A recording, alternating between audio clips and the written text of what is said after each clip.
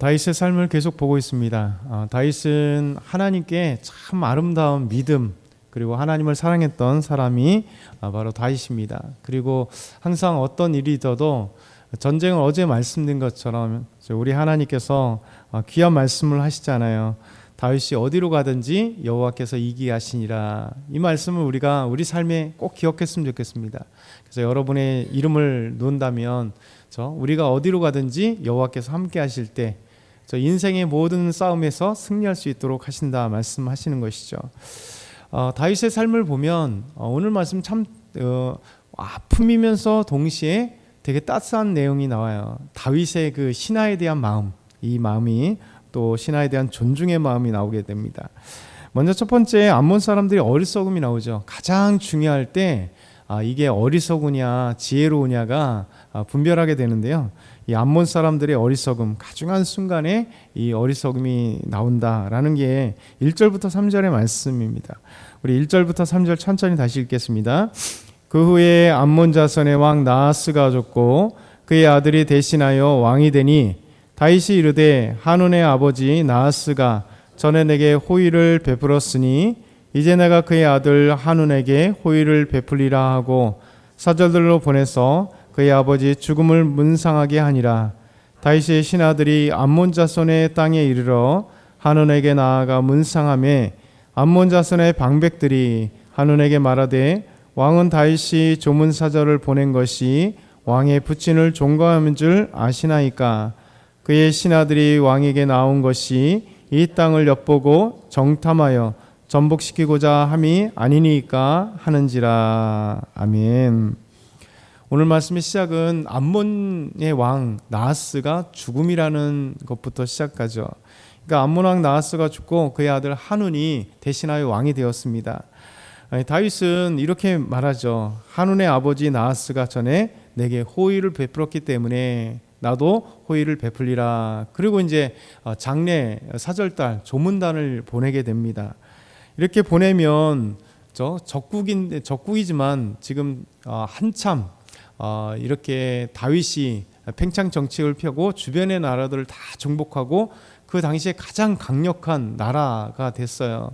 근데 그 나라가 그냥 싸우러 온 게 아니라 아버지의 장례로 인해서, 사실 장례에 오는 사람은 원수라도 그냥 그 장례에서는 조문하면 그 조문에 대해서 합당한 예를 갖추는 게 맞잖아요. 더더군다나 지금 강력한 왕의 그 나라에 그 조문 사절단이 왔습니다. 그러면 맞아들이고 경건한 예를 표하면 서로가 이런 장례 때문에 사실 더 아름다운 관계가 될 수 있잖아요. 근데 문제는 이 좋은 다윗의 호의를 오해한 이 암몬의 방백들, 지휘관들이 이 리더들이 중요한 때에 오판하게 되는 것이죠. 그러면서 이 암몬의 방백들이 왕이 되었던 한운에게 나아가서 이렇게 얘기를 합니다. 왕은 다윗이 조문 사절을 보낸 것이 왕의 부친을 존중함이라고 생각합니까? 아니라 이 다윗 왕이 지금 조문 사절단을 보낸 것은 우리 암몬을 다 엿보고 동태를 파악하고 가서 우리를 치러하기 위해서 그렇게 보낸 것입니다. 이렇게 얘기하는 것이죠. 그래서 이 모습을 보면서 참 어리석다라는 생각이 들어요. 가장 중요할 때 어리석으냐 지혜로우냐는 판단이 되는 거예요. 왜냐하면 평소 때는 모르잖아요. 나라도 마찬가지죠. 어떤 정치인들이 가장 중요한 순간에 진짜 국민을 위한 아름다운 그런 법을 만들거나 그런 결단을 하는 사람이 있고, 가장 중요한 순간에 오판을 해서 역사의 길이 남거나 아니면 그 시대에 정말 사람들에게 지탄을 받는 그런 정치인이나 경제인이나 보통 사람들, 저와 여러분도 마찬가지죠. 그러니까 이렇게 그 암몬 왕이었던 나하스가 죽는 이 장례 기간에 결국 이 암몬의 방백들은 지혜로운 게 아니라 잘못 오판을 함으로써 그 뒤에 엄청난 사건을 일으키게 되는 겁니다. 그래서 이 사람들은 어떻게 하느냐면 다윗의 신하들을 존중하지 않는데 다윗은 오히려 존중하게 되는 이 극과 극의 사건을 맞닥뜨리게 만들죠. 오늘 4절과 5절 한번 같이 읽겠습니다. 4절과 5절. 한운이 이에 다윗의 신하들을 잡아 그들의 수염을 깎고 그 의복을 볼기 중간까지 자르고 돌려보내매 어떤 사람이 다윗에게 가서 그 사람들이 당한 일을 말하니라. 그 사람들이 심히 부끄러워하므로 다윗이 그들을 맞으러 보낸 왕이 이르기를 너희는 수염이 자라기까지 여리고에 머물다가 돌아오라 하니라. 한운 왕이 이 조문사절단에 이 사람들에게 악한 일을 행했습니다. 정말 수치롭고 부끄러운 일을 행했어요. 그들은 뭐냐면 이 수염을 깎았다라고 얘기해요. 그리고 옷에 이게 볼기라고 하니까 그냥 엉덩이 정도까지, 옛날 옷은 쫙 그냥 한 통으로 된 그냥 이게 발목까지 끌 수 있는 옷, 원피스 생각하시면 돼요. 보통의 사람들은 이렇게 우리 요즘에 남자의 하의나 이게 바지처럼 입고 다니는 사람이 아니라 그냥 통입니다. 원피스처럼 남자든 여자든 다 그렇게 통으로 입고 다닌 거거든요. 그런데 이 옷을, 원피스 같은 옷을 이 엉덩이 정도까지 잘라버린 거예요. 그러니까 약간 하체도 드러날 만큼, 그러니 이 두 가지 사건은요, 당시에 있으면 안 될 만한 수치스러운 일이에요. 그러니까 남의 수염을 깎는다. 이건 뭐냐면 이 사람이 패배했다는 거잖아요. 그러니까 전쟁에서 패배한 자들의 수염을 깎거나 아니면 어떤 큰 경기에서 이게 수염을 깎는 것 자체가 이 패배자가 엄청난 수치를 겪는 거예요. 그래서 지금 우리가 매일같이 수염이 나서 귀찮아서 깎는 이런 개념이 아니잖아요. 그래서 이 수염을 이렇게 보통 예전에는 다 길었으니까 이 기는 거는 수염은 자기들의 상징이기도 하고, 그리고 전 다 오래도록 다 기르는데 갑자기 자르면 이거는 자기가 자른 게 아니라 잘림을 당하는 거는요 엄청난 수치를 얘기하는 겁니다. 그리고 지금 왕이 사절단을 보낸다고 생각해 보세요. 그 사절단이 보통의 사람이겠습니까? 국가를 대표하고, 그리고 다윗 왕이 그래도 신임하고 인정할 만한 사람들, 암몬 사람들에게 이렇게 조문을 보낼 만큼 그런 어떤 그 권위가 있고 힘이 있고 다윗에게, 그리고 이게 신임을 받는 그런 사절단으로, 그리고 더더군다나 국가의 사절단으로 온 사람들인데 이런 사람을 그냥 수염을 잘라버린 거예요. 엄청난 수치를 준 거예요. 그리고 더더군다나 옷을 잘라버린 거죠. 중동 붉기까지 잘랐다. 엉덩이까지 잘라버리고 보낸 거예요.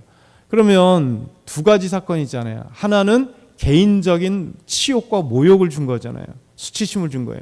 또 한 가지는 뭐냐, 국가에 대한 수치심, 그리고 국가에 대한 예를 완전히 깨버린 이 엄청난 사건을, 이 작은 사건인 것 같지만 진짜 국가로 아니면 개인으로는 엄청난 사건을 한운이 방백들의 이야기를 듣고 행해버린 거예요. 이것은 그 뒤에 전쟁으로 이어지는 사건이 되죠.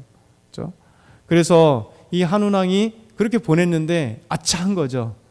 이거는 다윗의 심기를 건드렸구나.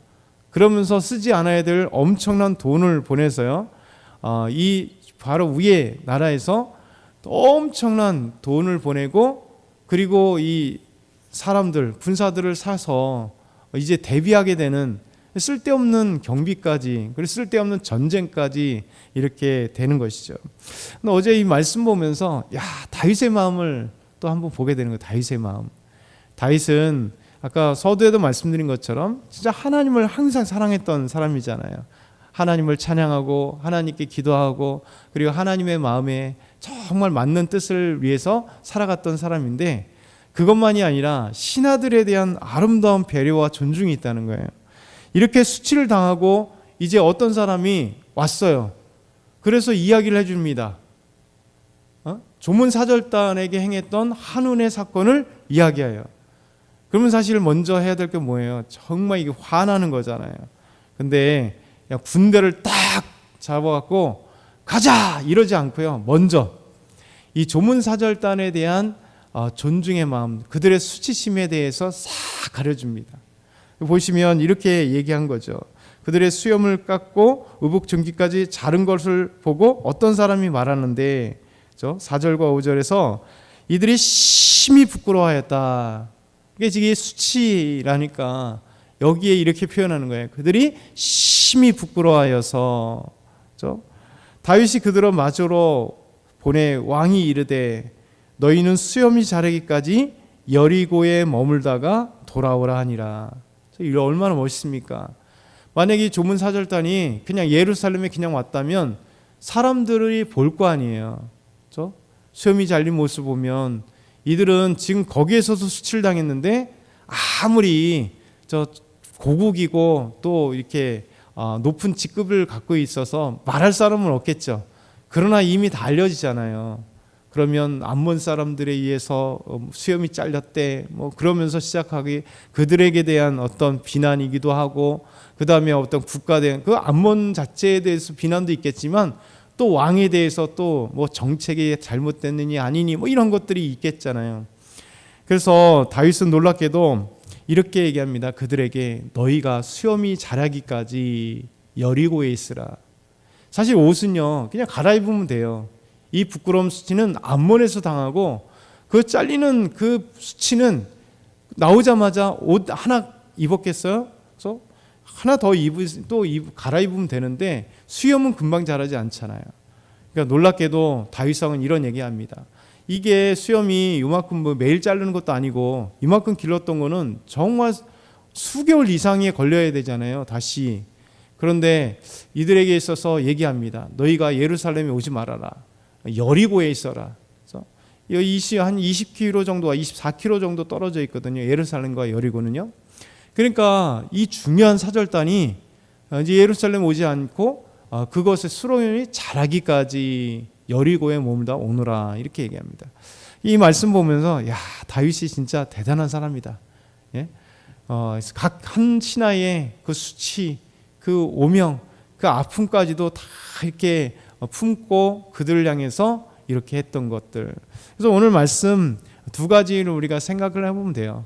지혜로운 사람이냐 어리석은 사람이냐는 문제가 나타나면 안다. 그러니까 우리 믿음의 사람들 어떻게 되겠습니까? 지혜로워야 되잖아요. 판단이 있어야 돼요. 우리가 지혜가 부족하면 후히 주시고 꾸짖지 아니하시는 하나님 앞에 지혜를 간구하고 야고보서 1장 5절 말씀처럼요. 지혜를 간구하고 그랬을 때 하나님이 우리에게 우리 삶의 모든 것에 지혜롭게 하셔서 어리석은 판단을 하지 않는다는 거죠. 그리고 다윗처럼 하나님 사랑하는 것뿐만 아니라 사람들을 존중히 여기는 마음들, 신하들을 존중히 여기는 마음들, 이것이 우리 하나님께서 오늘 우리에게 정말 아름다운 교훈으로 주시는 귀한 말씀입니다.